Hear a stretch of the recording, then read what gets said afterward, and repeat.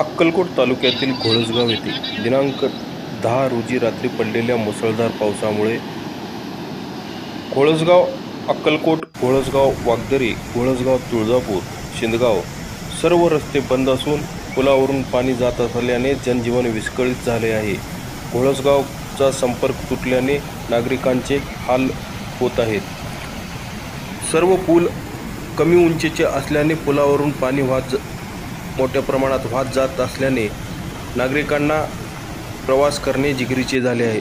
या पुलांची उंची वाढवून घ्यावी अशी मागणी नागरिकातून होत आहे. शेतीला तलावाचे स्वरूप आल्याने शेतातील उभे पीक पूर्णपणे जाग्यावर कुजून जात आहे. जनजीवन पूर्णतः विस्कळीत झाले आहे. धन्यवाद.